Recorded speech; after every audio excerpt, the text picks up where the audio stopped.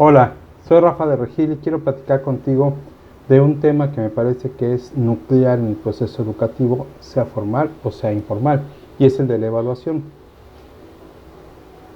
Para bien o para mal, casi todos los que van a ver este video o con los que platico, venimos de una cultura en la que evaluación significa calificación. Lo primero que le preguntamos a un profesor cuando nos, entre comillas, evalúan es ¿cuánto saqué? Y pareciera que si sacas muchos dieces, eres una persona que logró la meta del proceso educativo, hizo las cosas que le pidieron.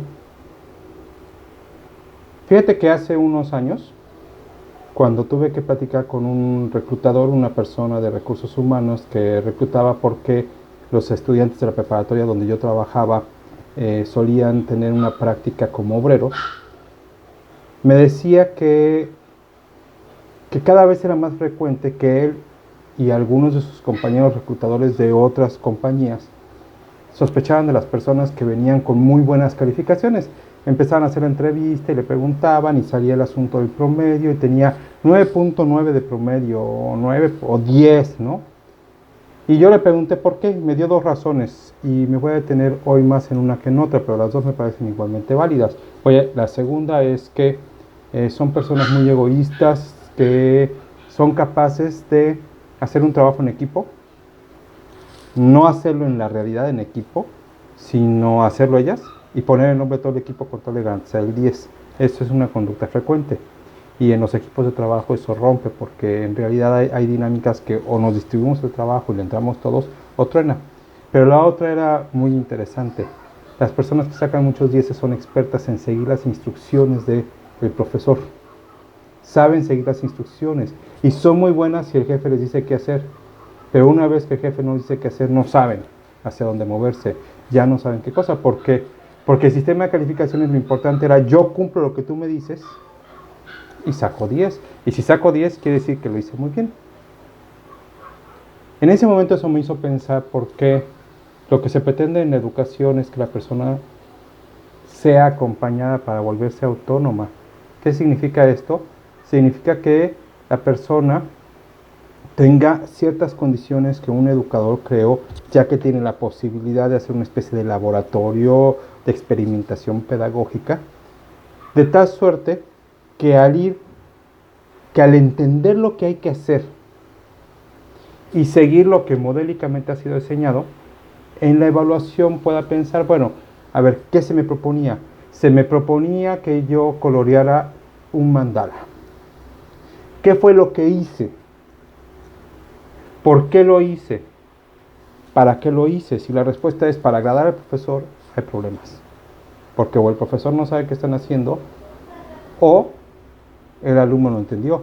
Si la respuesta es para poder combinar colores, para poder hacer gamas de colores del mismo tipo, lo que fuera, es mucho mejor respuesta que lo hice porque me lo pidieron. Entonces, la evaluación es el juicio de valor que tú estableces sobre si estás cerca o lejos de algo que te fue propuesto. Cuando la finalidad de la evaluación es la calificación, tu único juicio es saqué 9, saqué 8, saqué 7, me quedé lejos del 10.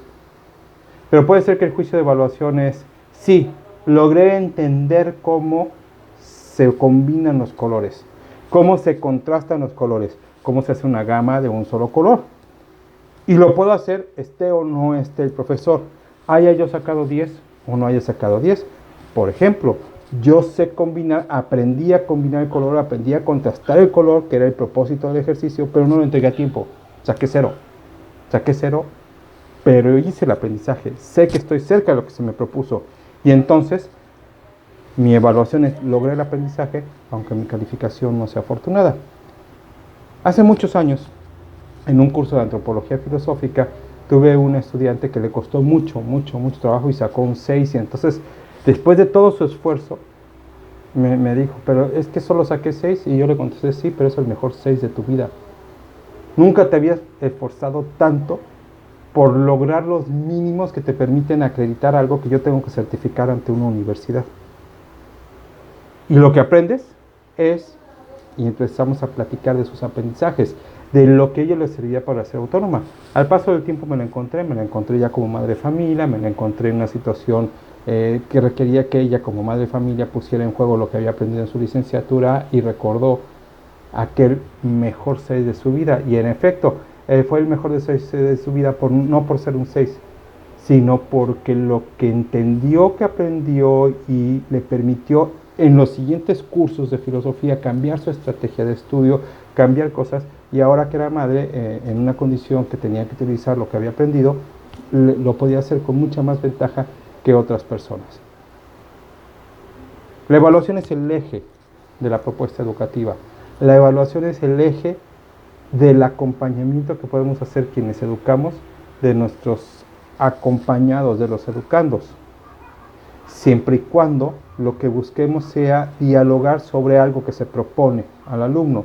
Y el alumno, el estudiante, el educando, tiene que entender qué está haciendo, por qué lo está haciendo y para qué lo está haciendo. ¿Qué tiene que ver eso con lo que queremos lograr en el curso? Si el curso es un curso de álgebra, ¿qué tiene que ver el que podamos entender que es una incógnita con lo que después vamos a hacer en el álgebra? De tal manera que al cierre del curso, si sabe reconocer la incógnita y hacer ecuaciones y despejar o lo que fuera, lo puede relacionar.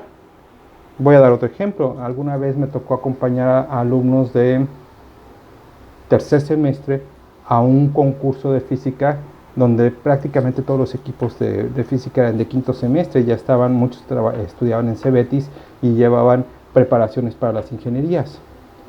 El concurso consistía en resolver un problema práctico y después hacer la explicación teórica, y lo podían hacer al libro de texto abierto, y ganaba el que tuviera bien el experimento y bien explicación, y si empataban, el que lo hiciera primero ganaba.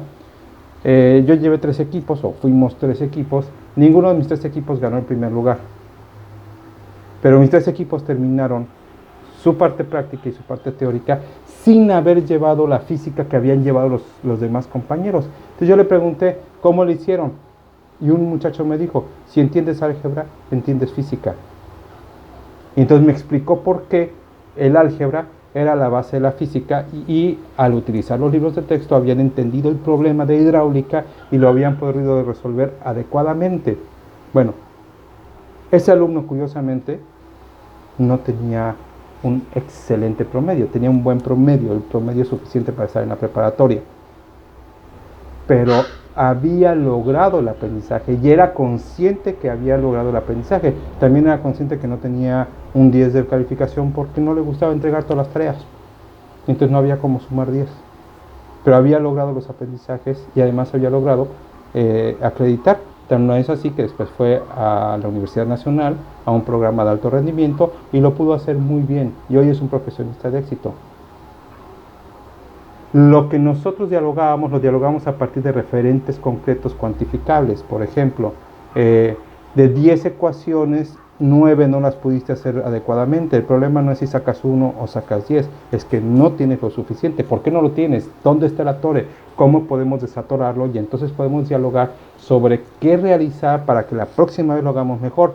Ahora, si tú dialogas con un alumno sobre qué va a realizar la próxima vez, seguramente un día ya no te va a necesitar porque va a entender qué hacer y qué no hacer, y así va a ir logrando la autonomía que busca la educación.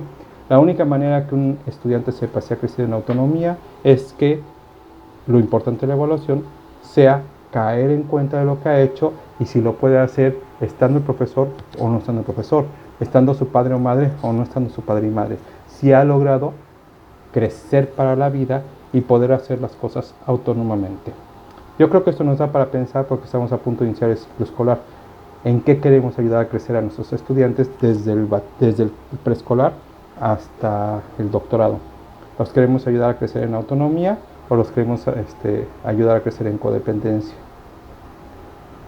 Les repito, soy Rafael de Regir, este fue un apunte educativo y estamos trabajando con Docente Poblano, que es una página que acoge las inquietudes de todos los profesores que se sumen a un esfuerzo de compartir y comulgar nuestras inquietudes educativas.